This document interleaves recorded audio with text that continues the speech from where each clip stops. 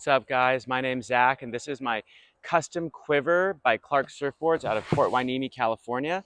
This is the freeloader model. This is a 5'8". It's a twin fin 2+1. It's pretty wide and flat. I ride this a lot of the time, especially when the waves are pretty small. I really enjoy riding this board. It's super grovelly, super grindy, and it's fun for just on a regular everyday in Malibu. This is my 5'10". This is called the 36S. This is more of a performance board. I ride this more when the waves turn on a little bit more, when it's about 4 to 6 foot. I'll ride this thing. This is 5'10", a little bit more rocker, squash tail, thruster, just your regular high performance board. And this is also a 36S. This one's just a 5'9", and it's just a little bit smaller, a little bit more pulled in.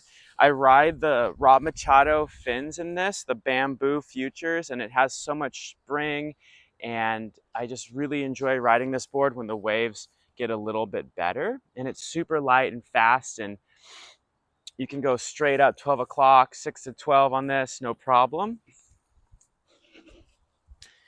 And then this is also a 36S, but this is my step up. This is a 6'2" with a rounded pin with the Aragawa Futures that are all fiberglass. And I brought this to the North Shore this last winter, and I rode it at Haleiwa. And it's 2 5/8 thick, so it is pretty thick. There's a lot of foam in this board. And when I was out at Haleiwa and it was like 8 foot plus, I was really happy that I had so much foam under my chest because there's just so much water moving and I needed every ounce of foam. I also rode this at Chambers and I had a great time. This thing went straight up. It's easy to get into waves, and there's enough rocker so you can take off on really steep drops. And then this is called the SPF Fish. This is 6'6", and this is kind of like a bigger fish. And I don't really like to ride longboards, so I decided I needed like kind of a mid-length fish for my quiver because I don't really like to ride logs.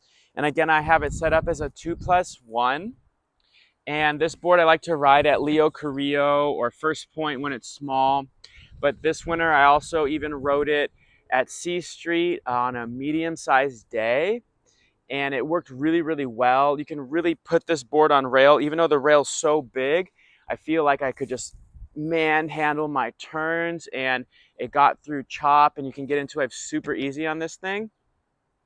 So I recommend that everyone gets custom surfboards from their local shaper, and we support local businesses and become friends with your local shaper, so then you can really get your boards dialed in for you rather than just buying a board off the shelf that comes from some factory in Thailand that's made by child labor. So you can also paint your own boards. All my boards are painted underneath the foam, or underneath the glass, excuse me, and it just makes it super fun, and you make them for yourself rather than just having a white boring board like everyone else. So meet your local shaper and keep surfing.